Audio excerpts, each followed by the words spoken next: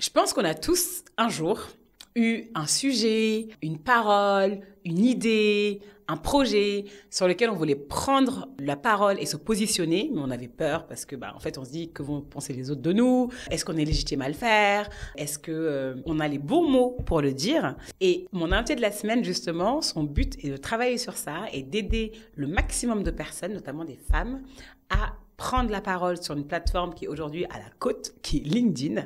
J'ai nommé Nina Ramen. Alors Nina, c'est une femme assez joviale. Moi, j'ai vraiment pris plaisir à discuter avec elle.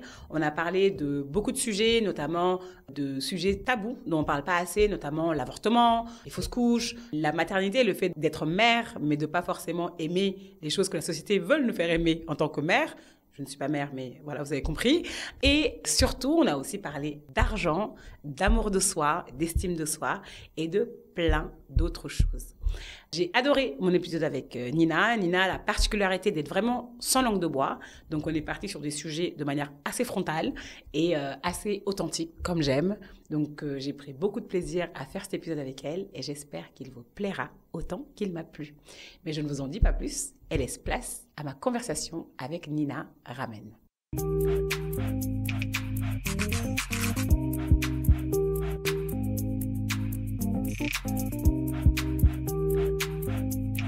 Salut Nina. Salut Anguerre. Je suis très contente de te recevoir. Merci, je suis très très contente d'être là. Faut quand même dire qu'on a pris beaucoup de temps avant de commencer, parce qu'on papotait. Oui, ça fait au moins 45 minutes que je suis là, donc il y a eu clairement énormément de discussions en off, mais moi j'étais très contente du coup de les avoir et de te rencontrer, de te connaître. Pareil. Nina, ton métier, c'est de redonner le pouvoir aux femmes par les mots. Moi, je t'ai découverte, je me souviens, sur des sujets un peu tabous, dont les fausses couches, t'as parlé d'avortement. Aujourd'hui, sur ton post du jour, t'as parlé du fait que tu faisais 250 000 € de chiffre d'affaires, mais qu'en fait, tout ça, spoiler alerte, c'était parce que ton mec t'aidait beaucoup. Parce que c'est important aussi de montrer ce truc il n'y a pas la femme woman, la woman power qui est capable de tout faire. Pourquoi c'est important pour toi de parler de ces sujets? Intéressant comme question, merci. C'est important pour moi de parler de ces sujets parce que quand tu es une femme et que tu réussis dans l'entrepreneuriat, on va tout de suite se dire que tu vois, c'est possible. Et donc tu vois, toutes celles qui n'y arrivent pas, qui ont du mal à concilier, elles vont se dire ouais, mais du coup si j'y arrive pas, c'est parce que je suis nulle. Et en fait, ce que les gens montrent pas, c'est qu'ils adorent dire ouais, c'est le mérite. Je suis arrivée là parce qu'en fait, tu vois, moi je me suis fait toute seule. Et puis moi je suis arrivée là parce que tu comprends. En fait, je suis meilleure que les autres, j'ai plus de compétences. En réalité, non, on parle pas de la même ligne de départ. Et donc moi, j'ai la chance d'avoir un mec qui prend 70% des charges parentales. Donc normalement, c'est un travail qui est déjà non rémunéré et majoritairement attribué par des femmes, enfin à des femmes. À des femmes, ouais. Et donc c'est un travail qui pèse beaucoup sur elles et je trouve que c'est important de le dire déjà parce que ça permet aux hommes de se rendre compte qu'en fait ils pourraient faire plus que juste 50% et que ça existe un monde où les mecs ils disent toujours, tu vois, oui non mais on est à 50-50, on fait un jour sur deux pour aller chercher les enfants. Ouais, du coup c'est déjà bien, et même ça ils s'en félicitent, hein. Voilà, c'est ça. Et donc en fait il y a un monde où en fait tu fais plus. Ouais. Bonjour. Ouais. Donc ça je trouve c'est assez cool de proposer cette version et aussi de dire la méritocratie n'existe pas en réalité, que ceux qui travaillent le plus dur, en réalité ils ont pas forcément plus de reward et de félicitations. Ce que je veux dire c'est que si le travail était proportionnel à la réussite, les personnes qui cumulent 3 jobs, elles seraient milliardaires et les rentiers, ils seraient à la rue. Ouais. Donc, tu vois, il n'y a pas de rapport entre le travail et le mérite. Et donc, c'est aussi de dire, écoutez, les gars, en fait, moi, j'ai mon mec qui m'aide. J'ai 3 grands-parents qui sont à proximité pour pouvoir filer Léon le week-end, ouais. quoi. Et on a suffisamment d'argent pour payer 2 nounous. C'est même pas une nounou qui fait 8 heures, qui fait 9h, 18h comme la crèche. C'est 9h, 18h, 18h, 21h pour qu'on puisse quitter le travail à 20h30 ou 20h, tu vois. Donc, tu vois, il y a ce truc-là de se dire, voilà, tout ce qu'il y a autour de cette réussite. Est-ce que c'est une réussite? Je ne sais pas, tu vois, parce qu'en fait, tu peux dire, tu passes mon temps, voilà. Ouais. Donc voilà, c'est la première chose, pourquoi c'est important. Et là, donc de montrer les cuisines, ce qu'on ne montre jamais. Et on adore se pavaner et dire, putain, je fais ça, donc voilà. Et c'est beaucoup quelque chose dont je parle l'argent. Donc, aussi, ça permet de remettre les choses et de faire un contre-discours à mon propre discours. Bien sûr, oui. Non, mais c'est en fait ça qui est intéressant, c'est que tu vois, souvent surtout sur LinkedIn, c'est beaucoup afficher le truc de la rémunération, ceux qui gagnent 10K par mois, plus, etc. Mais ce que je trouvais intéressant dans ton post du jour, c'est justement de parler de l'envers du décor. Ouais, clairement. De tout ça, en fait. Ouais, c'est quoi? Qu'est-ce que tu mets derrière? Ouais. Ça, c'est la première chose. Et deuxièmement, sur la fausse couche et l'avortement, j'ai commencé à en parler, c'était il y a 2 ans, à l'époque où sur LinkedIn, il y avait 0 meuf qui prenait la parole, et alors encore moins sur ces sujets. Oui. Et donc, donc, il y a vraiment un espèce de truc trop chelou sur Instagram. C'est assez déconstruit sur certains comptes où, tu vois, tu peux t'y retrouver. Mais alors, LinkedIn, c'est vraiment... le monde du patriarcat. C'est-à-dire que c'était des mecs blancs avec des chemises et des cravates qui prenaient la parole. Et donc, moi, je me suis dit, OK, viens, on va ramener nous, qui on est, et les problématiques qu'on a. Quand je dis nous, c'est les femmes de manière générale.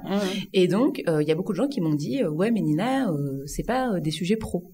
Et je dis, mais en fait, le problème, c'est que si tu commences à dire que la fausse couche, l'avortement, c'est pas des sujets pro, qu'est-ce que tu dis aux femmes? Tu dis, écoute, va avorter et va faire des fausses couches. L'avortement, c'est une femme sur 3. La fausse couche, c'est une femme sur 4. L'endométriose, c'est une femme sur 10. Donc, tous ces gens-là, tu leur dis, démerde-toi. Et le lundi, par contre, tu viens bosser et tes problèmes perso, tu les gardes. Et là, on voit très bien qui ça avantage de mettre une barrière entre les deux. Et c'est pas nous que ça avantage, c'est pas les salariés. C'est les personnes qui, au contraire, managent, dirigent. Ah ouais, quoi? Non, mais ça, c'est du perso, ça. Moi, j'ai pas envie de t'entendre là-dessus. Voilà, en gros, pourquoi moi j'ai choisi de parler de ces sujets. Hyper intéressant. Merci beaucoup. Comme je disais en fait en off plutôt, moi cette interview j'ai vraiment envie de l'orienter sur toi, tu vois, ta personne, qui tu es, d'où tu viens, plus que sur ton business. Mais en fait t'en parles tout le temps. Donc si vous voulez connaître Nina, l'envers du décor de ton business, il y a plein de podcasts sur elle et même sa newsletter aussi. Je vais mettre tous les liens dans les références. J'aimerais bien savoir la petite Nina. À quoi elle ressemblait? Quels sont tes souvenirs d'enfance en fait? T'es née où? T'as grandi où? De quoi tu rêvais quand t'étais petite et à quoi ressemblait ton enfance? Moi, j'ai grandi à Paris. En fait, je suis née à Paris. Et mes 2 premières années, je suis allée vivre à l'île Maurice avec ma mère et mon père. Et mes parents sont séparés, donc je suis revenue en France. Tes parents sont d'origine mauricienne? Ouais. Mon père est indien de Maurice et ma mère, elle est indienne, mais elle est née à Madagascar. D'accord. Donc en fait, je suis la première génération de ma famille à être née en France. J'ai 2 parents issus de l'immigration. Et donc, je suis revenue vivre en France à l'âge de 2 ans avec ma mère. Et donc, j'ai grandi avec ma mère, mais chez ma grand-mère. Et chez nous, chez les Indiens, t'éduques pas ton enfant seul, en fait. L'enfant, il est au milieu et tout le monde éduque ton enfant. En fait. Voilà, tout le monde est un peu parent. Donc, en fait, moi, j'ai grandi avec mes tantes, mes oncles et tout. Donc, toutes ces personnes-là qui ont énormément compté dans mon éducation et qui ont fait de mon éducation quelque chose d'hyper riche. Surtout à des moments où, en fait, ma mère, elle était un peu plus fragile, elle a vécu des moments difficiles, elle a perdu son père quand j'ai eu l'âge de 6 ans, donc elle a fait une dépression. Et donc, c'est vrai que ça a été un cocon familial qui m'a permis, en fait, de continuer à grandir et à évoluer, malgré, en fait, quand t'as des parents qui sont fragiles, qui sont un peu fragiles, ou qui ont des moments de down, tu vois, et ce qui arrive à tous, 100% du temps. Donc ça, c'est un peu le comment j'ai grandi. Puis après, j'ai grandi seule avec ma mère parce qu'on est parti de chez ma grand-mère et puis voilà. Mais ça, c'était un peu le début. Et quel enfant j'étais? Moi, j'étais plutôt une petite fille qui était renfermée, qui aimait beaucoup le monde des adultes. Je suis fille unique du côté de ma mère, donc j'ai grandi comme une fille unique. Donc pas vraiment d'interaction avec les autres, donc forcément obligée de développer la créativité. Et voilà. Et ce qui est important de dire aussi, je pense que c'est que j'ai une famille d'entrepreneurs. Et donc mon grand-père était entrepreneur et donc, il avait sa boîte à Madagascar.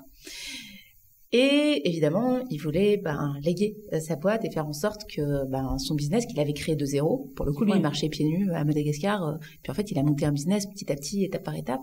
Il s'est dit, ce business, j'aimerais le léguer ou en tout cas trouver ma succession. Et à un fils. Et il s'est trouvé qu'il n'a eu que des filles.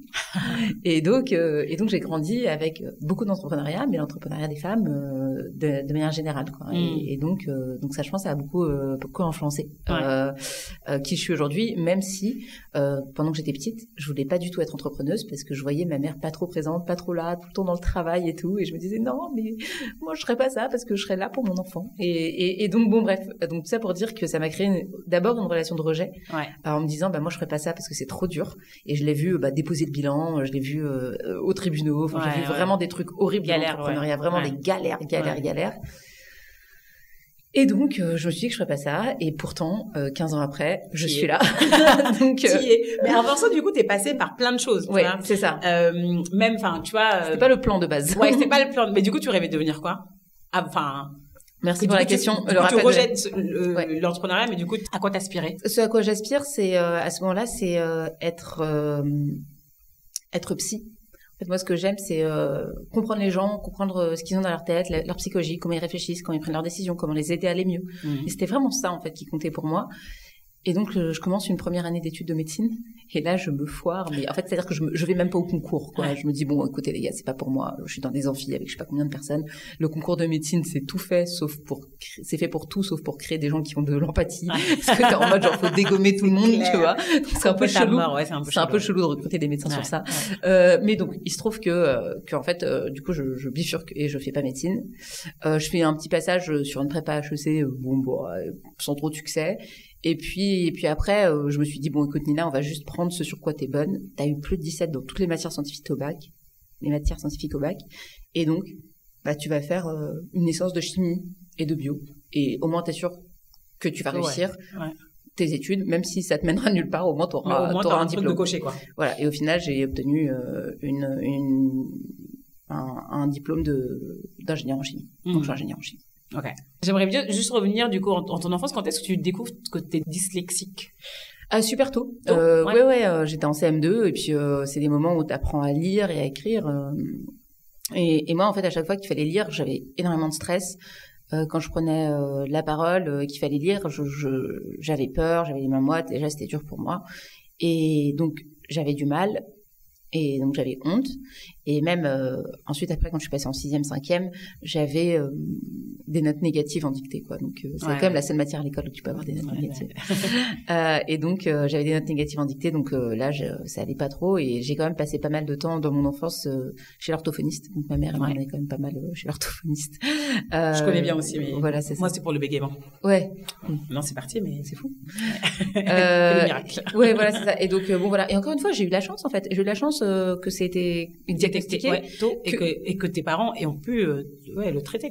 Et puis me traiter et puis m'emmener chez l'orthophoniste, quoi, parce qu'en fait ça coûte cher. Faut avoir des parents qui soient disponibles le mercredi pour se faire l'aller-retour chez ton orthophoniste, machin. Enfin, ça demande tellement, tu vois. Et donc moi j'ai eu vraiment ensuite à partir de ce moment-là, en fait j'ai été suivie au collège vraiment pour faire des dictées tous les soirs. J'avais une personne qui venait m'aider à faire des dictées. Et au bout d'un moment, ça s'est rétabli, quoi. J'ai lu quelque part que quand tu étais petite, tu voyais beaucoup le psy. Pourquoi? Ça m'a interpellée. Enfin, tu vois, je me dis, à notre époque, on en parle beaucoup, le psy, etc., santé mentale. Mais à l'époque, est-ce qu'il y a une raison particulière et qu'est-ce que ça t'a appris? Parce que je pense que ça t'a beaucoup aidé, ça t'aide beaucoup aujourd'hui, en fait. Ouais, c'est de ça qu'est venue mon envie d'être psy. Ton envie, d'accord. Ouais. Okay. En fait, ma mère, donc je suis rentrée de Maurice avec ma mère. Et en fait, ma mère, quand j'ai eu l'âge de 6 ans, elle a fait une dépression suite à la mort de son père. Ouais. Et en fait, elle allait pas bien. Et je pense que par instinct de mère, elle m'a envoyé moi-même chez le psy, alors c'était elle qui en avait besoin. Ouais, alors c'est elle qui en avait besoin, mais c'était trop bien parce que, effectivement, quand t'as un seul de tes parents qui est présent et ce parent en question il va mal, comme un peu une maman solo, elle m'a envoyé moi chez la psy, quoi, tu vois. Et c'était la meilleure décision qu'elle ait prise parce que aujourd'hui, alors non seulement ça m'a aidé à travailler plein de choses sur moi-même, évidemment, mais quand t'apprends à te connaître toi, t'apprends à connaître les autres. Ouais. Et avoir fait ce travail sur moi, ça m'a donné un super pouvoir. C'est le super pouvoir de l'empathie. Et le super pouvoir de l'empathie, il permet plein de choses. Il permet déjà de très bien s'adapter en société. Parce que tu vois où en est la personne, tu vois ses problématiques, tu arrives à orienter la discussion. Et en plus de ça, ça te permet de très bien vendre. C'est-à-dire que ça te permet de comprendre quels sont les enjeux de la personne et de se dire, OK, alors évidemment, ce produit est fait pour elle, etc. Mais ça te permet, en fait, d'amener la personne là où, en fonction de ses problèmes, tu vas pouvoir, si tu comprends ses problèmes, tu peux lui apporter les bonnes solutions. Une solution, ouais, d'accord. À quel moment tu découvres ça? Tu vois, parce qu'il y a maintenant tu le dis a posteriori, tu vois, mais à quel moment tu te dis, en fait, le pouvoir des mots contextualisés, parce qu'il y a la dyslexie qui pense, à un moment donné, tu te dis, je suis enfermée dans ça. Ouais. Comment t'en sors de ça déjà? Et à quel moment tu te dis que tu peux en faire quelque chose qui est ton métier? Ouais. Quand je deviens chasseuse de tête. Ouais. Et l'école de recrutement. Ouais. Et donc là, je me retrouve sur LinkedIn et chasseur de tête, c'est en gros vendeur en recrutement. C'est-à-dire que d'un côté, tu dois chercher des mandats auprès de tes clients pour qu'ils te missionnent pour recruter pour eux. Ouais. Et de l'autre côté, tu dois trouver des candidats et tu dois leur vendre un poste, quoi. Enfin bref, dans les deux sens, tu dois vendre, quoi. Et pour communiquer avec ces personnes, attirer des candidats, c'était sur LinkedIn. Et donc je me suis rendu compte en envoyant des messages que soit j'avais genre 90% de réponses, soit j'avais genre 10%. Okay. Donc je me suis rendu compte, il y a quand même un truc par rapport à l'écriture, en fonction du message que j'envoie, j'ai un taux de réponse qui est différent. Ok, donc c'est le même objectif, mais avec deux messages différents. Ouais, c'est ça. Et là, je me disais, ah ouais, en fait, il y a un truc qui se passe au niveau de l'écriture. Et là, je faisais quelque chose que je connaissais pas jusqu'à là, c'est le copywriting. L'écriture de vente, l'écriture qui permet de convaincre à l'écrit. Convaincre au sens large du terme, quelqu'un de te répondre, quelqu'un d'acheter, quelqu'un de... Voilà, peu importe en fait. Quelqu'un de te recevoir, voilà. Et donc, je me suis rendu compte de ça avec mes candidats et avec mes clients. Et donc là, j'ai découvert cette discipline qui est l'écriture au service du business. Et donc, je me suis dit, ben, go. Et j'avais toujours eu cette appréhension de l'écriture, mais je me suis rendu compte que finalement j'étais bonne. J'ai appris, je me suis formée. J'ai regardé énormément de formations, j'ai lu des bouquins, j'ai tout lu. En plus, il n'y a que des choses en anglais, donc la littérature, elle n'est pas folle en France. Et donc, ce qui s'est passé, c'est qu'au bout d'un moment, bah, en fait, j'ai pris confiance, j'ai eu des résultats. J'ai eu tellement de résultats que ma boîte, dans laquelle j'étais salariée, m'a demandé à moi, Nina, tu veux faire une formation aux autres de la boîte. De la boîte pour leur expliquer ce que tu fais. Et j'ai fait, wow, trop bien, ok. Et donc là, j'ai pris confiance et je me suis rendu compte d'une chose, c'est que en réalité, les fautes d'orthographe, c'était pas très grave. J'ai appris à me réconcilier avec ça. Alors, à l'époque, je l'avais pas trop conscientisé, mais je l'ai conscientisé quand j'ai commencé à écrire des posts. Parce que là, on parle de messages d'approche directe. Là, je te parle de posts, donc c'est-à-dire de vraiment publier sur LinkedIn. Publiquement. Et je me suis rendu compte que j'avais des posts, en fait, j'avais fait des fautes d'orthographe, troisième mot, et en fait, ça leur a pas empêché de faire 100 000 vues, quoi. Donc, je fais 100 000 vues sur un post avec une faute au troisième mot, c'était en fait, et j'avais mis un en fait, je sais pas trop quoi, tu vois. Et ça, j'avais plein de vues, tu vois, et je me suis dit, bon, en fait, on s'en fout, tu vois, justement. Et deuxième chose aussi, c'est que j'avais envoyé aussi une newsletter, parce que j'étais dans une autre boîte, on m'avait filé la newsletter, qui s'appelle l'École du recrutement. Et j'ai envoyé un email, c'était mon premier email, à 30 000 personnes. Et j'avais fait une faute, genre, dans le titre, tu vois. Et là, il y a des gens qui m'ont renvoyé, qui m'ont dit, ouais, t'as fait une faute, non, c'est pas professionnel. Et là, encore une fois, tu vois à quel point l'orthographe, c'est un outil élitiste. C'est-à-dire que, en fait, c'est un outil, ça permet d'asservir les gens dans le sens où, en fait, ceux qui font pas de faute d'orthographe, ils prennent la parole, ils vont écrire, alors que les autres, ils vont se dire, oh non, j'ai trop peur de prendre la parole, et donc je vais pas le faire. Donc, premièrement, outil élitiste, et deuxièmement, en fait, ça te fait perdre confiance en toi, ça fait taire. C'est pas du tout démocratique, alors qu'en fait, on s'en fiche finalement. Est-ce que ça t'a empêché de comprendre le sens de la phrase ? Non. C'est le fond. Alors qu'est-ce que tu me saoules, tu vois ? Exactement. Voilà. Donc en fait, je me suis rendu compte aussi, j'ai déconstruit ça et je me suis rendu compte à quel point l'orthographe aussi, elle avait été sciemment complexifiée par l'Académie française pour justement pas donner accès à tout le monde à ça. Et donc c'est aussi un outil d'asservissement, tu vois. Mais c'est très français, tu vois. J'en parlais cette semaine en formation avec une fille qui est russe, qui vit en Italie et qui a pris le français, tu vois. 9 ans en France, donc elle a appris le français, elle parle très bien français. Elle me dit, mais en France, c'est le seul pays où quand je parle, les gens me corrigent. Tu vois, en fait, ils osent la corriger en live alors que tu comprends tout ce qu'elle dit. Tu vois. Et c'est ce truc-là, justement, de montrer que, en fait, non, attention, toi, t'es pas des nôtres. T'es pas des nôtres. C'est exactement une manière de faire ça. Et donc, c'est un discours que j'aime beaucoup. Et d'ailleurs, c'est quelque chose qui rend fou les gens sur LinkedIn parce que LinkedIn, c'est vraiment l'incarnation de l'élite, tu vois. Et des CSP+, et puis voilà. Et en réalité, moi, j'ai des discours de dire, en fait, prends la parole, peu importe de la manière dans laquelle tu le fais, et donc, y compris les personnes qui se sentent les moins légitimes, et donc les femmes. Et d'ailleurs, j'ai demandé cette question, tu vois, je pense que tu as plein de détracteurs. Comment tu vis ça? Et comment tu le gères? Bien, ça va. C'est marrant que tu me poses cette question parce qu'il y a 2 jours, j'ai publié un post qui a été relayé par une page d'extrême droite, dont le début est « Je suis une femme qui évolue dans un monde d'hommes ». Et je raconte qu'en fait, tous les bouquins de copywriting que j'ai lus sont majoritairement écrits par des hommes. Et que quand j'ai démarré, il n'y avait que des hommes. Et que finalement, je comprenais pas trop pourquoi. Et que c'est un milieu masculin. Enfin, si je comprenais pourquoi. Et que l'interprétation que j'en donnais, c'était que le copywriting, l'écriture de vente, contrairement à l'écriture littéraire, elle est basée pour faire de l'argent. Et donc, il y a cette notion de business, vendre et d'argent. Voilà. Donc ça, c'est une de mes premières grandes interprétations. Et à la fin, je disais, il est temps, les meufs, de faire du blé, tu vois. Et donc ça a été relayé par un groupe d'extrême droite, je pense. Enfin, on peut le dire. Et pareil, dans les commentaires, quelqu'un qui m'a dit ça. Aujourd'hui, alors, ça m'eût fait mal, ça, à un moment, c'était dur. Aujourd'hui, j'en ai pris tellement que... Je dis pas que ça m'insensibilise, ça me rend folle. De la même manière qu'être exposé avec un discours... qui n'est pas politiquement Bien sûr, dans ce que t'es, en fait, engendre de la souffrance physique. C'est-à-dire qu'ils ont fait des études, les gens préfèrent se faire physiquement mal plutôt que d'écouter des opinions politiques inverses aux leurs, tu vois.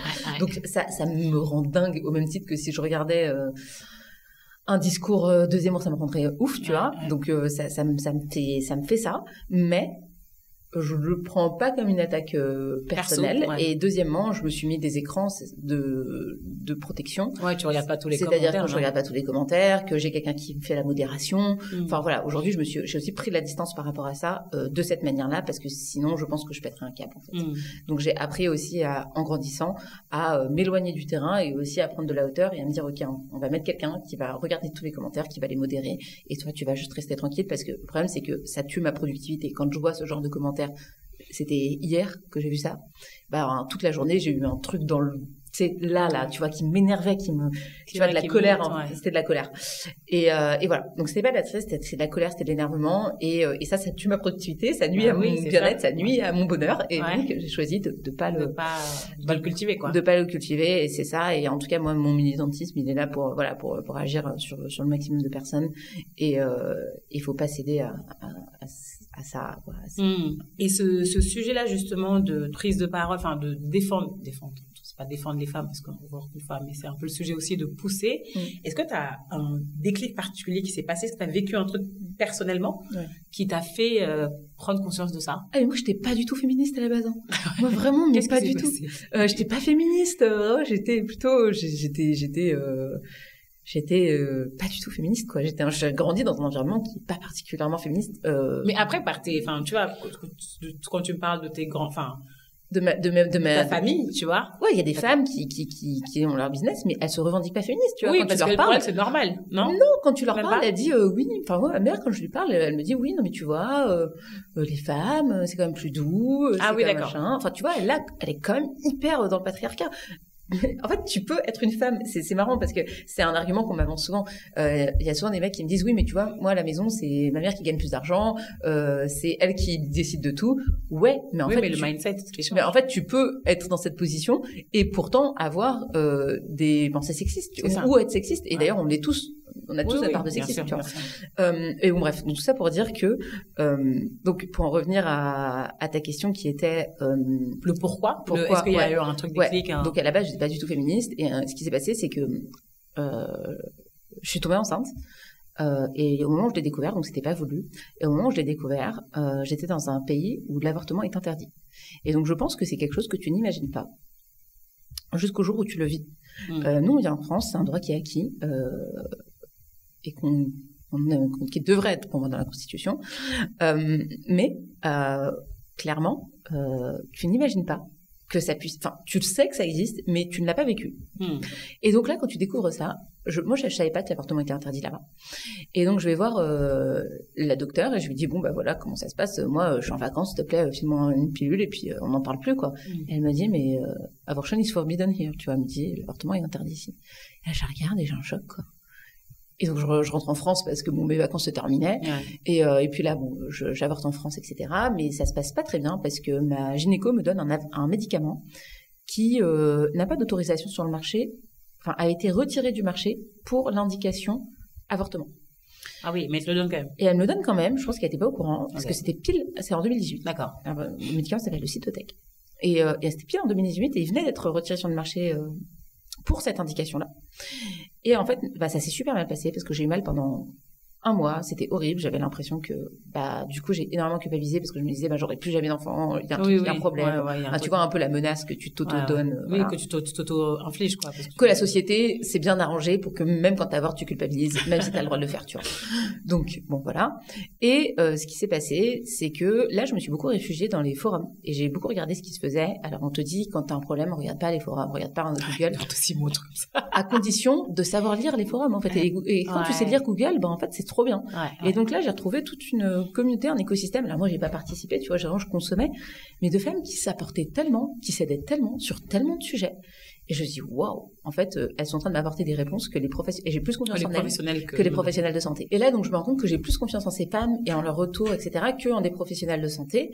Et là, ça me met un pas dans le féminisme, en fait, sans me rendre compte. Et donc, pour plusieurs choses. Déjà, pour le droit à l'avortement. Puis ensuite, pour cette sororité que je rencontre, que je connais pas du tout, en fait, à l'époque. Et je commence à écouter des podcasts, je commence à écouter à lire des livres. Et là, je me rends compte que ça me parle et que tout ce que je vivais jusqu'à maintenant, en réalité, tous les problèmes que j'avais étaient quand même beaucoup liés, beaucoup de problèmes étaient quand même liés au fait qu'on vit dans un monde dominé par les hommes, tu vois. Et donc, je me rends compte que moi, je suis une femme qui a de l'ambition, qui a du pouvoir, qui a une situation. Et notamment, c'était compliqué. Je me rendais compte qu'à chaque fois que je rencontrais un mec, il flippait. Et je vais te demander, est-ce que tu as eu ce truc-là de... des femmes ambitieuses font peur, quoi. Ouais, c'est ça. Alors, moi, mon interprétation, c'est que je faisais peur. Peut-être qu'il y en a d'autres, mais en tout cas, voilà. Et donc là, je me suis rendu compte qu'il y avait un problème. Je me suis rendu compte aussi que j'étais beaucoup dans le schéma de la princesse qui attend et du mec qui doit venir la secourir. Et donc, j'étais une espèce de... On m'avait enlevé la possibilité de, moi, faire quelque chose pour agir. Donc, je me suis dit, OK, en fait, la position de la femme, elle est quand même très je t'attends et puis, en fait, on verra. Bon, bref. Donc, ça m'a déconstruit plein de trucs. Parce que le mec en question, j'étais plus avec lui. Donc, ça intervenait aussi à un moment où je me posais ces questions-là. Et ça y est, j'étais féministe, quoi. Et ça, c'est important, ce truc, ce sujet, parce qu'on en parle, j'en parle avec des potes. Quand est-ce que du coup, enfin, moi, j'ai la conviction, t'en es la preuve vivante que c'est pas du tout antinomique. Tu peux être hyper ambitieuse, hyper truc, et avoir un mec, et avoir un truc, enfin, tu vois, avoir une famille, etc. Toi, comment t'as déconstruit ça? Et qu'est-ce que tu peux dire sur ce sujet? Tu vois alors, ce que je peux dire, c'est que j'étais attirée par les mauvais mecs. En réalité, je pense que la société dans laquelle j'ai grandi m'a fait désirer des comportements qui en fait étaient nocifs pour moi. Et ça, c'était un peu bizarre à déconstruire, mais c'est que je voulais absolument, je sais pas, un mec qui va te payer le resto, qui va être hyper galant, qui va machin, mais en réalité, quelqu'un qui va avoir des valeurs de galanterie très très supérieures, en fait, t'as quand même beaucoup de chance pour que le rapport de ton rapport, en fait, il soit pas pourquoi la galanterie, parce que t'as plus d'argent, pourquoi t'as plus d'argent, parce qu'en fait on n'est pas à l'égalité en termes de salaire. Donc ça veut pas dire qu'il faut pas inviter des gens au resto, hein. C'est pas ça que je dis, parce qu'après les gens ils partent en freestyle, ils disent n'importe quoi. Après. Ils disent n'importe quoi. Non mais voilà, tu vois. Non mais ce que je veux dire c'est que en réalité, tu vois, je cherchais des comportements qui étaient je voulais être une princesse. Oui, mais du coup les conséquences, enfin voilà. Si on remonte aux causes, c'est ça. Enfin c'est un truc c'est un rapport de domination, quoi. C'est ça. Et je voulais être une princesse. Et donc, je cherchais quelqu'un qui allait, en fait, subvenir à mes besoins, etc. Et donc, en fait, ça c'était hyper bizarre, quoi. Et je me suis rendu compte que, vas-y, viens, on est deux princes, ou deux princesses comme tu veux. Mais en tout cas, il y a cette idée de se dire que en fait, je désirais les mauvaises personnes. Voilà. Pour plein de choses, pour plein de raisons. Ça, c'est la première chose. Et la deuxième chose, c'est que, à partir du moment où j'ai compris ça, j'ai réussi à trouver des personnes un mec avec qui, j'arrivais à communiquer là-dessus. Donc déjà, quand toi, tu t'es déconstruit, tu peux aussi expliquer à l'autre le problème. Et donc, tu vas continuer à subir le sexisme dans ton couple, même si toi, t'es féministe. Oui. C'est-à-dire qu'au moment où on s'est installés ensemble avec Thibaut, en fait, je me suis rendu compte que c'était moi qui m'occupais du care de la maison. C'est-à-dire le fait que la maison soit bien rangée et tout. Je me suis dit, putain, mais ça, c'est un travail, quoi. Donc, viens, on répartit la charge de travail. Et donc, ça a été à chaque fois un combat constant de tous les deux. Mais au moins, il était allié dans la cause, tu vois. Ouais. C'est-à-dire qu'il acceptait de s'éduquer sur le sujet et de changer. Ouais, et de perdre ses privilèges. C'est-à-dire que du coup, de devoir s'occuper du care de la maison, de devoir s'occuper, enfin, tu vois, il y a ça aussi. Ouais. Et le hack que j'ai rencontré, que j'ai eu, c'est aussi que c'est que c'est plus facile d'avoir cette conversation avec quelqu'un qui subit aussi des dynamiques de domination. Ouais. Donc avec des personnes racisées, avec des femmes évidemment, ou avec des personnes qui sont dans la lutte, enfin, en termes de classe, oui, qui ont vécu de minorité ou de classe, ou ou des transfuges de classe. Ouais. Et mon mec, c'est un transfuge de classe, tu vois. Okay. Il a vraiment augmenté. Ouais. Et donc, il comprend cette dynamique. Et en plus de ça, il a fait sociaux. Et en plus de ça, il est quand même un peu il n'était pas déconstruit sur le féminisme, mais il comprend l'enjeu de la lutte des classes. Et donc, sur ça, j'ai pu trouver le hack pour que lui, aller dans son monde à lui et lui transposer. Ouais. Ça, c'est hyper important ce que tu dis, parce que c'est une discussion que j'avais, je sais pas, enfin, t'écoutes le podcast Kiffe ta race, je pense. Ouais, je connais. Voilà. Donc, à Diallo, du coup, je l'ai vu cette semaine, on parlait de ça. Et ce sujet de, quand justement t'as des luttes personnelles, oui. La personne avec qui tu es, il faut au moins qu'elles comprennent, sinon la flemme de toujours expliquer. La flemme. Ouais, tu vois. Et c'est exactement ce que tu dis. C'est marrant, j'ai une copine à moi qui dit derrière chaque homme féministe, il y a une femme fatiguée. C'est-à-dire qu'en fait, derrière chaque... Elle a dû parler pour qu'il se stand up en mode maintenant je suis féministe. Ouais, c'est ça, tu vois. Et donc je pense que c'est ça, et c'est un travail que je fais. Et oui, parce que je l'aime, mais bon, déjà on a un petit hack de raccourci, c'est ça aussi, tu vois. Donc c'est arriver aussi à transposer, et ça veut pas dire que même moi je suis pas sexiste dans mes comportements et que lui ne l'est pas, mais en tout cas on essaye de trouver un équilibre là-dessus, ou en tout cas on essaye de se respecter. Et aussi quand t'as quelqu'un qui est dans une lutte, ça peut être aussi le concours des buts. Oui, aussi. Lui c'est pas son cas, un peu aussi parfois, parce que tu vois aussi ça peut être le cas. Ok, toi t'es une femme, tu galères, mais en fait moi aussi je galérais parce que moi je suis un mec pauvre à la base, et du coup j'ai subi ça, et du coup j'ai subi ça. Ouais, donc voilà, après, oui, tu peux avoir le concours, tu vois le truc. Mais c'est marrant Ah, parce que je veux dire c'est que ça devient, enfin je préfère ça, je préfère ça que de rien avoir, voilà, de pas avancer quoi. Je trouve que c'est un bon problème, tu vois. Donc ça demande juste de s'écouter, de se respecter dans ses difficultés, et de pas dire ouais mais moi c'est une femme donc c'est plus dur. Ouais mais moi je suis pauvre donc tu comprends, c'est plus dur parce que c'est vrai que moi je suis une femme bourgeoise, tu vois, issue de la bourgeoisie. Et lui c'est un mec, oui, mais il est pauvre. Donc tu vois, il a un autre truc quoi. Et est-ce que justement t'en parlais du coup des transfuges, tout ce transfuge, transclasse, transculture, tout ce qu'on peut tout dire. Est-ce que toi t'as eu à te battre pour être accepté, prendre ta place même au milieu de l'entreprise ou dans tout ce que t'as fait avant ou pas? Si t'as des souvenirs comme ça spontanément? Ouais, au moment où je l'ai eu, en fait, je me suis barrée. C'est-à-dire que je pense que c'est la société dans laquelle on vit imprègne énormément les entreprises dans lesquelles on est, et donc tu vis dans des entreprises où le patriarcat existe, et donc forcément quand t'es une femme t'es peut-être moins écoutée, et ça c'est quelque chose que j'ai beaucoup ressenti dans les boîtes dans lesquelles j'ai été. Tu vois bien qu'en fait toutes les personnes qui ont des responsabilités, en fait c'est plutôt des mecs, donc tu comprends en fait que voilà, et je dis pas que tu vois ces personnes étaient conscientes de ce qu'elles faisaient et tout, tu vois, je pense que pas du tout, mais je pense que j'aurais pas pu prendre l'ampleur que j'ai prise aujourd'hui et donc l'entrepreneuriat pour moi c'est une manière de s'émanciper de ça aussi, et c'est en ça que j'aide les femmes aussi. C'est que malheureusement aujourd'hui dans les structures et dans les boîtes, alors toi tu le fais en interne quand tu vas te déplacer dans les entreprises, t'essaies d'agir dans les grosses boîtes et pour créer cette possibilité là. Moi j'ai choisi la voie pirate, c'est-à-dire de dire ok les gars, en fait la marine on n'y arrivera pas, ou c'est beaucoup trop lent, venez on construit la piraterie. Je pense que les deux sont utiles, mais qu'en fait moi c'est un moyen aussi de hacker le système et de réduire les inégalités. Aussi on est à 26% d'écart salarial. Ok. Pardon. Et comment on peut faire en sorte que les femmes fassent beaucoup de thunes quoi. Ouais, money. Et ça, du coup, par rapport à la thune, parlons-en un peu aussi, parce que je sais que t'aimes parler d'argent. Moi aussi, j'aime bien parler d'argent. J'ai aucun complexe par rapport à ça. Plus que j'aime, je m'en fais un devoir, en fait. Je me dis, vas-y, en fait, il faut que t'abordes ces sujets. C'est trop cool, en fait, d'avoir des personnes qui parlent des meufs qui parlent d'argent. Ouais. Oui, j'aime bien parler de ça, mais en fait. Non, c'est pas, quand je dis ça, c'est pas une question vénale, tu vois. C'est juste, en fait, il faut juste en parler parce qu'en fait, on paye nos factures parce que la vie est dure et qu'on veut une douce vie. Oui, tout à fait. On n'est pas là pour souffrir. On n'est pas là pour souffrir. Vraiment, moi, ça, je suis hyper claire avec ça. Il y avait un truc que tu avais dit que j'avais bien aimé, dont j'avais noté quelque part. Tu passes dans une newsletter ou je sais plus. Tu disais, en tout cas, parce que mon but, ce n'est pas de faire le plus d'argent possible, c'est d'avoir la meilleure vie possible. Et, je crois que c'est dans une newsletter, tu disais ça, et tu parlais t'avais fait un ratio, en disant, si je veux tant d'argent par mois, enfin, la vie que je veux, en fait, t'as ton sweet spot, quoi, ce que j'appelle sweet spot.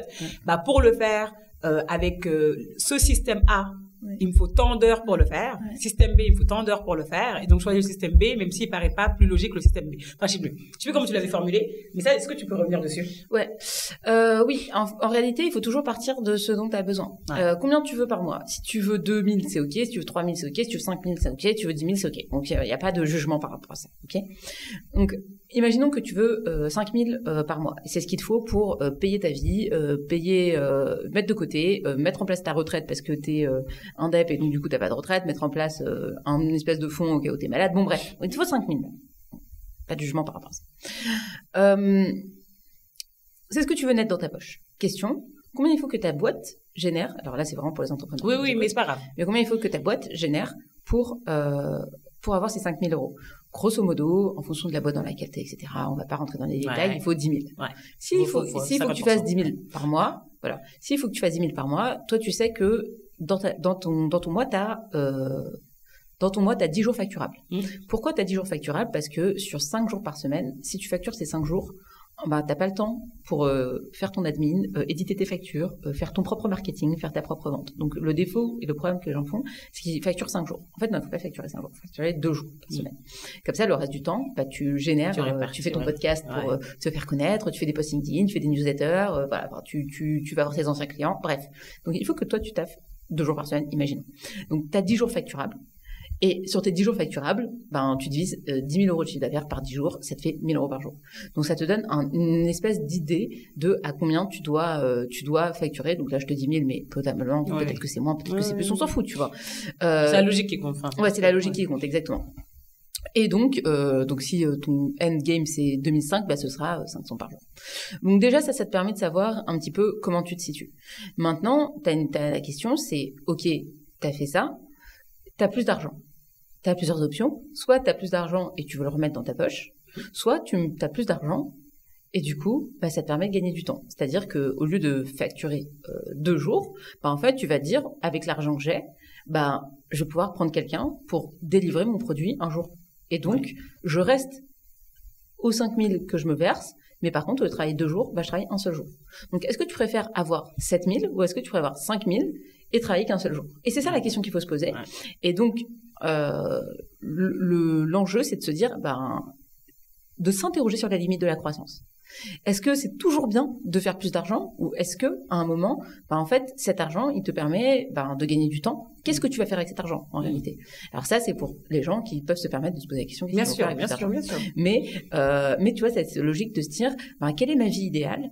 Est-ce que si je fais encore plus, est-ce que je peux pas travailler 0 jours par semaine en prod et m'occuper que du market et de la vente? Moi, ça c'est ma vie aujourd'hui, par exemple. Moi aujourd'hui, je délivre de moins en moins mes produits. J'ai mis en place une équipe, j'ai mis en place un système. Je suis quand même sur mes produits et à chaque fois les filles qui le font, tu vois, elles ressortent, elles ont fait des 100 000, des 1 million de vues, etc. Elles sont trop contentes sur LinkedIn. Mais aujourd'hui, moi, mon métier, c'est d'arriver à avoir une équipe, un système qui fonctionne. Moi, je suis beaucoup sur le market et la vente. Et qu'est-ce que tu veux, en fait? Et à l'inverse, si j'avais eu une caractéristique de personne, si moi j'étais quelqu'un qui adorait coacher en individuel, peut-être que j'aurais gardé cette chose-là qui m'intéresse et j'aurais délégué le reste. Mais c'est ça, en fait, l'enjeu, c'est de te dire, est-ce que le but, c'est toujours d'augmenter le chiffre d'affaires pour faire plus d'argent et se mettre plus d'argent dans la poche? Est-ce que le but, c'est tu veux du temps? Qu'est-ce que tu veux? Et donc, moi, mon enjeu, c'est dans 10 ans, Ramène ta fraise, c'est un incubateur dédié aux femmes entrepreneuses qui sont majoritairement dans la presta et qui font des trucs hyper badass et qu'on soit toutes ensemble pour c'est un espace qui va les aider à avoir des compétences. Donc aujourd'hui, on les aide sur LinkedIn à prendre la parole, à faire des millions de vues, mais peut-être que demain, on les aidera, je sais pas moi, à faire des cultures d'entreprise, on t'appellera. Tu vois, et ça crée cet écosystème-là. Et donc aujourd'hui, l'argent, moi j'ai envie qu'ils servent cette vision-là, tu vois. Bon, voilà, c'est une question qui a à se poser en fait. Qu'est-ce que tu veux faire de ton argent, quoi? Intéressant. Quand tu commences en général. Oui, quand tu commences en général. Et du coup, toi, est-ce que ta vision, elle a changé depuis que tu as commencé ou pas? Ouais, non, oui, elle a changé de ouf. De toute façon, quand tu te lances, premier objectif, faire de la thune. Pourquoi? Parce que t'es en insécurité de ouf. On en parlait tout à l'heure, mais tu quittes un CDI où t'es payé tous les mois, qu'il pleuve, qu'il vente, qu'il neige, à peu près, quoi. Et du jour au lendemain, tu te retrouves sans cette sécurité. Et donc, première chose, c'est qu'il faut rassurer sur ton cerveau, sur sa faculté à faire de l'argent. Une fois que t'as fait ça, tu peux te poser d'autres questions. Mais si t'as pas fait ça, tu seras toujours dans ce truc-là de j'ai peur parce que la société, elle te renvoie ce truc de t'es entrepreneuse, t'es pas stable, et de toute façon, il te faut ça, et tout CDI, c'était mieux, etc. Et tes parents qui te disent il faut pas faire ça, et ton mec qui dit ça, etc. Tes parents qui veulent bien la sécurité, bien le... Ma mère, elle m'a dit, mais tu veux pas trouver un vrai job, retourner dans l'entreprise? Je lui ai dit, merci, maman. Ouais, c'est ça, tu vois. Voilà. Mais oui. Donc voilà, donc faut que tu rassures ton cerveau sur ça, et donc, tout ça pour te dire qu'à la base, j'avais pas du tout cette question de me dire qu'est-ce que je vais faire, c'est quoi ma vision. Et maintenant que j'ai une boîte qui génère de l'argent, qui marche bien, qui fait qui a du chiffre d'affaires, qui a des clients qui sont super contents, qui a des résultats, qui fait de la marge, je peux me poser la question, mais c'est la pyramide de Maslow, quoi. Bien sûr, c'est-à-dire que tes besoins primaires, ils ont besoin d'être satisfaits avant que tu passes à quoi tu aspires dans la vie, quoi. Et en termes de temps que tu passes dans ta boîte et de temps de repos perso, t'arrives à... Non. Comment ça se passe? C'est la merde. Non, c'est vraiment galère. Moi, j'ai un problème, c'est que, en fait, j'ai investi tellement d'énergie. Comme tout, tout se cultive. Et les hobbies se cultivent aussi. Et donc, le problème, c'est que quand tu travailles beaucoup, notamment quand tu lances ta boîte, enfin, moi, c'est ce qui m'est arrivé, lancer ma boîte, et c'est devenu tellement central dans ma vie que ça m'a été difficile de cultiver d'autres hobbies. Entre-temps, j'ai eu un enfant, quand même. Oui, c'est ce que moi, j'ai eu un enfant, j'ai quitté ma boîte, 2 semaines après, j'apprenais que j'étais enceinte. Ouais. Donc, ces 2 choses sont arrivées, étaient tellement importantes dans ma vie que finalement, c'est aujourd'hui, soit je m'occupe de mon enfant, soit je fais ma boîte. Donc, j'ai pas trop de place au reste. Et j'essaie de travailler de plus en plus. Là, tu vois, on est vendredi, et vendredi, c'est CEO Day. Donc, c'est le jour où soit je fais des podcasts qui me plaisent, soit je vais parler, soit je fais des réflexions, etc. Mais disons que si je devais donner un volume horaire, je sais pas, ce serait 50 heures par semaine, quoi. Ouais. Et ça, c'est un truc sur lequel je travaille, tu vois. Preuve en est, tu vois, je disais, oui, faut faire attention à comment tu t'investis. Oui, mais c'est pour ça que je pose la question. Et je me le disais à moi-même. Mais en réalité, aujourd'hui, ma priorité, c'est de recruter. Justement. Oui, pour réduire ce temps-là. Parce que, là, je suis sur un truc où ça devient pas, enfin, c'est pas que c'est pas tenable. Ouais, c'est que, j'adore ce que je fais et je pourrais en faire très longtemps. Mais il faut que j'arrive aussi pour avoir un équilibre avec ma famille, m'en occuper, etc. Enfin voilà, j'ai envie de ça. Et pour le coup, là, l'argent que je gagne aujourd'hui, il sert majoritairement à recruter des nouvelles personnes. Pour parler rapidement de ta maternité, comment t'apprends à être parent? Ah, mais c'est horrible, c'est super dur. Franchement, monter une boîte à côté d'avoir un enfant, pour moi, c'est tranquille. Vraiment, le plus dur, monter un enfant, faire un enfant. Monter une boîte, faire un enfant. La différence, elle est incroyable parce que déjà, il n'y a pas de manuel, t'arrives du jour au lendemain, on t'apprend pas à être parent. Alors, je sais qu'il y a des formations qui existent et tout, mais... Ah ouais? Une formation pour être parent? Ouais, en fait, ils ont raison, ces gens. On devrait tous faire cette formation. Je sais pas exactement c'est laquelle, mais tu sais, il y a plein de formations sur comment t'apprendre ton enfant à faire des bonnes nuits, des trucs à pas faire, l'alimentation. Bon, ça, tu le fais un peu au début, mais en fait, l'enjeu principal quand t'es parent, c'est le sommeil. Le début, c'est le sommeil. Si ton enfant dort bien, c'est pas le même game que sinon il ne dort pas. Donc, pour répondre à tes questions, la parentalité, pour moi, c'est un truc, alors c'est un taf, vraiment, ça mobilise 40, que j'estimais à peu près à 35, 40 heures par semaine. Donc, il faut te dire que tu vas te prendre un autre CDI dans la gueule. Et pour ça, il faut être prêt. Donc ça, c'est la première chose. La deuxième chose, c'est que faut se former. Moi, je me suis formée, je te disais, au sommeil, etc. J'ai fait des petites mini-formations, mais en fait, on nous apprend pas vraiment. Donc, puis après, tout dépend de l'enfant. Il y a quand même. C'est ça. Mais oui, mais ça, c'est comme le business. Ça dépend de ton marché. Mais t'as quand même des vérités générales qui sont applicables, tu vois. Sur le marché de la culture, tu vois, des boîtes. En fait, oui, ça peut être n'importe quelle boîte, c'est la même. Quoi. Donc, t'as une manière de faire. Mais sauf que tout le monde te dit tellement, l'instinct maternel, c'est inné, que personne va se former là-dessus. Alors qu'en réalité, il y aurait des manières de devenir parent, je pense, qui seraient beaucoup moins violentes que celles. Tu penses que c'est inné, toi? Non, pas du tout. Moi, je pense que c'est acquis. Si c'était inné, tout le monde aurait envie d'être mère. Si c'était inné, tout le monde adorerait être mère ou parent. Donc ça, je pense que c'est une première chose, c'est que c'est quelque chose auquel on ne forme pas. On te dit, fais un enfant et tu verras après. Donc soit t'as de la chance et c'est smooth, soit t'as pas de chance et c'est pas smooth. Moi, je suis plutôt dans la team où c'est galère parce que j'ai un enfant qui dort pas très très bien. Okay. Qui fait ses nuits à lui, mais qui fait pas nos nuits à nous. Il a eu une bronchiolite, il a été hospitalisé pendant 3 jours à l'âge de 3 mois. Et de manière générale, moi, le job de parent, c'est pas un truc qui me fait kiffer. Passer du temps avec mon enfant, avec des ronds dans des carrés dans des ronds, franchement, c'est pas un truc qui m'évanouit hyper intellectuellement. Et donc, ça, qu'est-ce qu'on en fait? Le truc, c'est que la société, elle te renvoie quand même beaucoup cette image que tu dois adorer ça. Donc, première chose, en parler à des mères et des parents autour de vous. Il y en a plein. Moi, il y en a 80% qui me disent, mais c'est horrible, on s'emmerde. Non, mais c'est bien d'en parler, tu vois, parce que justement, moi, je pense qu'il y en a beaucoup qui vont pas l'avouer, qui vont pas se l'avouer. Parce qu'ils disent, mais je suis une mauvaise mère. Ouais, voilà, c'est ça. Alors, et en fait, quand t'en parles, tout le monde te dit, ah ouais, c'est toi aussi, voilà, c'est ça, tu vois. Donc, déjà, là, ça va mieux, tu vois. Tu fais, ok, en fait, je suis pas seule, ok. Donc, ça, c'est la première chose. Ensuite, la deuxième chose, c'est que moi, mon mec, la plupart du temps, c'est des femmes qui occupent le travail parental et qui sont pas énormément rémunérées. On le disait tout à l'heure. Mais donc, moi, j'ai la chance d'avoir un mec avec qui on répartit les choses plus ou moins équitablement, ou même lui il fait plus, en fait, il fait 70%. Moi je fais 30%, parce que c'est bon, j'ai fait 9 mois à 100%. Donc ça, j'ai encore 15 kilos à perdre. J'ai dit quand j'aurais perdu mes 15 kilos, si tu veux. On pourra dire qu'on est revenu à zéro, mais pour le moment on n'est pas revenu à zéro. Moi j'ai donné de mon corps. Okay. Donc voilà, et on a des grands-parents qui nous aident. Et tu vois, il y a une phrase qui dit il faut un village pour élever un enfant. Moi j'ai grandi au milieu de de ta famille, quoi. De ma famille, les enfants ils sont au milieu, et aujourd'hui les parents ils sont isolés. Il y a que 2 parents et c'est pas beaucoup pour élever un enfant. Donc on a des nounous, on a 2 nounous, une pour la journée et une pour la fin de journée, et ce qui nous permet de rester travailler plus tard tous les deux et d'être pas en stress à 17h quand il faut partir. Mais pas ça, on peut se le permettre parce que on a les moyens, parce qu'on a une famille qui est à côté de chez nous, etc.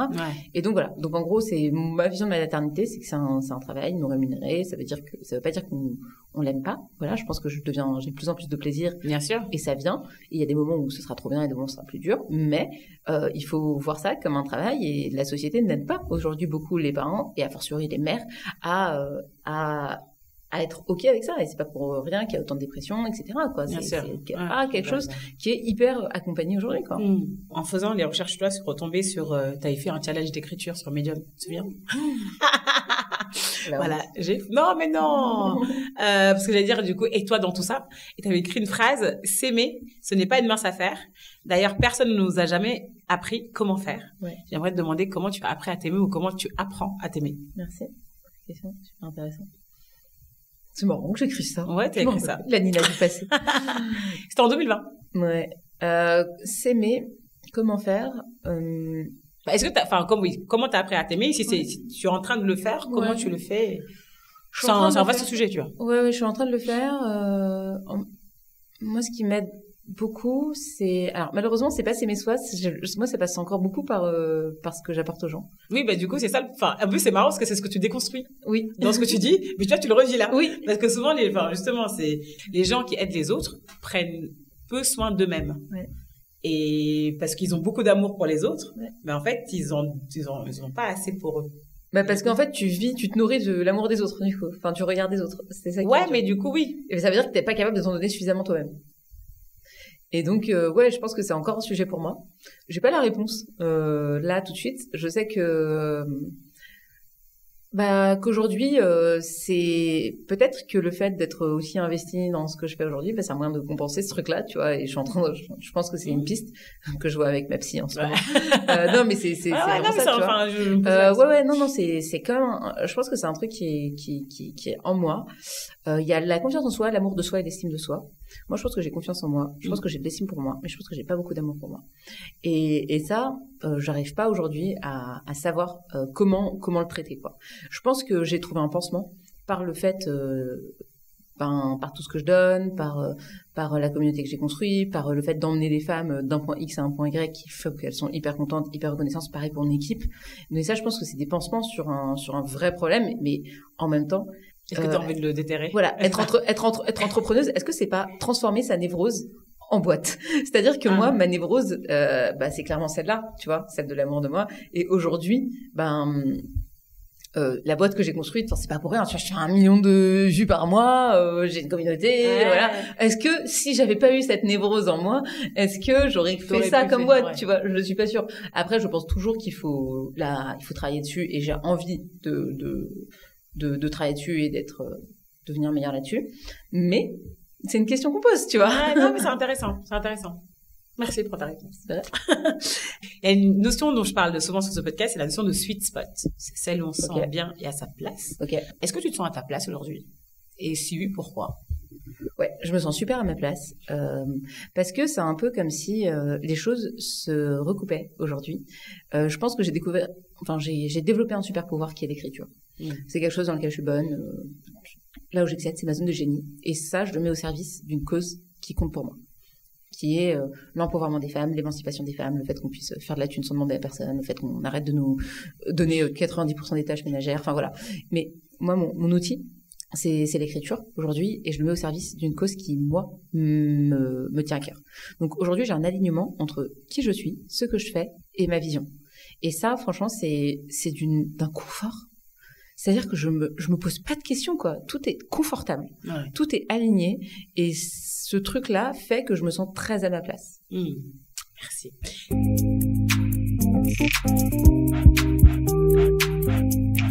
Je vais passer rapidement sur les questions usuelles du podcast. C'est une série de questions que je pose à tous mes invités. Sens-toi libre, c'est spontané, voilà. Okay.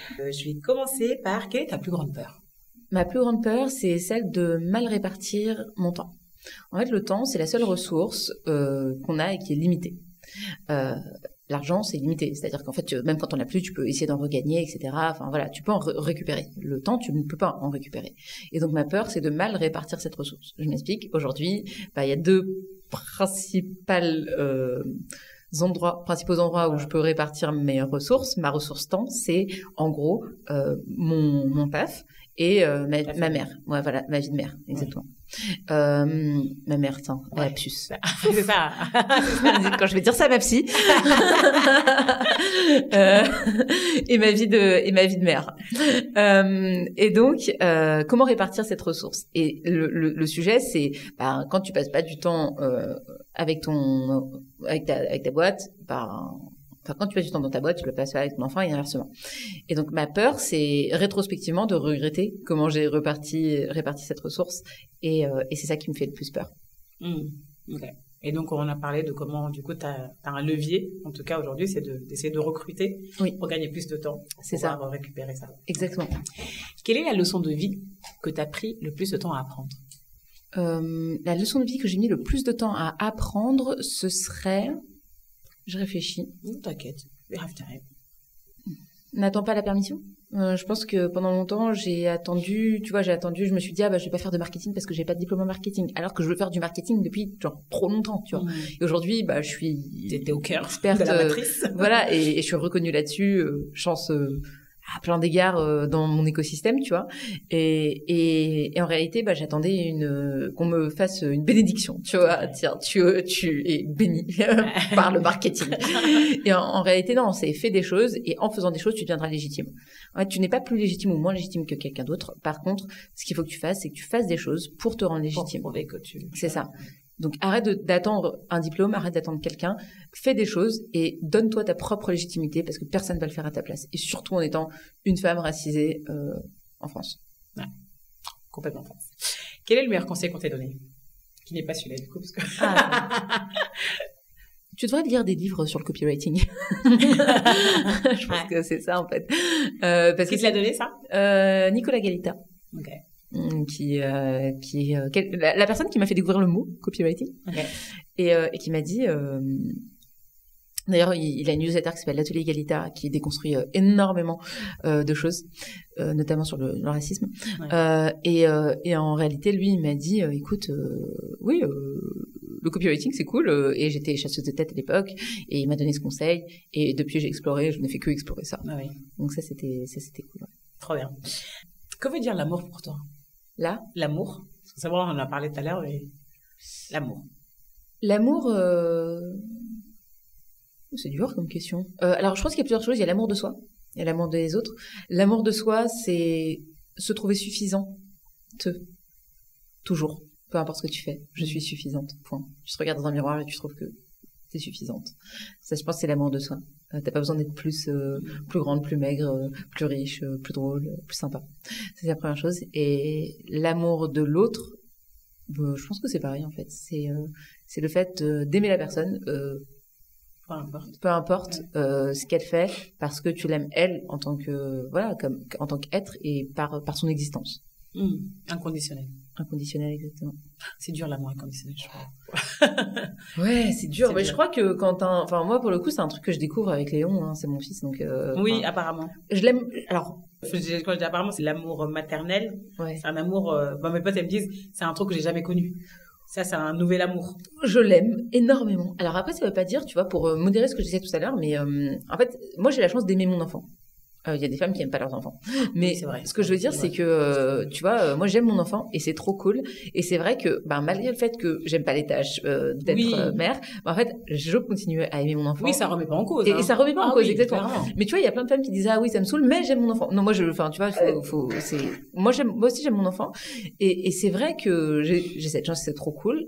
Mais c'est vrai que, malgré tout, malgré le fait que ça t'emmerde, que ça, en fait, tu l'aimes quand même, quoi. N'importe qui te demanderait autant de contraintes, tu fais, mais tu sais quoi, va te faire voir, en fait. Flemme. Claire. Flemme.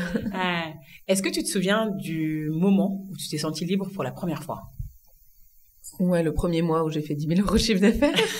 Tu vas dire la fille, alors mets tout à l'argent. Non, mais c'est hyper valable. L'argent permet la liberté, c'est-à-dire que je me suis dit, ok, à partir de maintenant, plus personne ne peut me dire ce que je vais faire de mes journées, à quelle heure je me réveille, comment je m'habille, comment je fais quoi, quand, comment.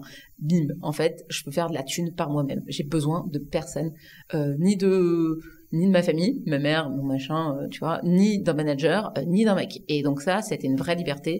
Et c'est vraiment ce que j'ai gagné ces 2 dernières années. Ok, trop bien. Et donc, si t'es libre, tu peux dire ce que tu veux. Tu peux être qui t'as envie d'être. Tu peux être aligné. Et du coup, ça c'est quand même une des clés pour moi de l'amour et du bonheur. Ouais. Qu'est-ce que serait une vie réussie pour Nina? Qu'est-ce que la réussite pour toi? C'est marrant. La réussite pour moi, c'est la sérénité. C'est dormir sur ses 2 oreilles, c'est-à-dire que tu peux te coucher le soir en disant tout va bien. C'est ok, ça continuera d'exister et je me sens confiante par rapport à ça. Trop bien. Ça me fait penser à un autre, c'est marrant, je l'ai cité ce matin, un autre invité du podcast que j'ai reçu, Pierre Cham, qui est un chef cuisinier à New York, c'est sénégalais d'origine, et c'est pareil, vous avez la même définition de la réussite. Ouais, c'est rare que ça se recoupe. Ouais, et puis la sérénité, ouais. Ouais, la sérénité, tu vois, je pense que c'est important. Ouais, complètement. Est-ce que si tu devais nous recommander un livre, à moi, aux éditeurs, un truc qui t'a marqué et qui, tu penses qu'on devrait tous lire? Enfin, livre, ressources, ça peut être un podcast, ça peut être quelque chose en tout cas qu'on peut consommer et qui pourrait nous aider à avancer dans la vie. Alors, Sorcière de Mona Chollet, King Kong Theory de Virginie Despentes, Tu vas mourir et tant mieux de Nicolas Galita. Ouais, j'ai pas lu celui-là, mais c'est justement la personne dont je parlais tout à l'heure. Ouais, je sais, mais j'ai pas lu son nom. C'est vraiment top. Voilà. Très bien. Est-ce que tu aurais un mot de la fin? Quelque chose que tu vas ajouter, un truc que je t'ai pas dit, tes impressions par rapport à cette conversation, whatever. Non, franchement, merci pour l'invitation. J'ai vraiment l'impression d'avoir parlé genre sans filtre et tu m'as mis dans un confort. Tu vois, le bain, il était pile à la bonne température pour moi. Je sais pas du tout par rapport à nos auditeurs, mais en tout cas, nos auditrices. Mais en tout cas, pour moi, le bain était à la très bonne température. Je pense que j'ai, dit les choses de la manière. Tu m'as dit, faut aller être cash. Ouais, faut être comme tu es. Ils aiment pas la langue de bois parmi les gens qui nous écoutent. Donc si vous êtes restés jusqu'à la fin, dites-moi si vous êtes encore là, parce que ça se trouve on a perdu tout le monde qui se fuit. Voilà. Non, mais merci, j'étais hyper contente d'être là. Super, merci, moi aussi j'ai beaucoup appris et merci pour ta joie et ta bonne humeur et t'as un entrain. C'est très cool. Merci. À bientôt.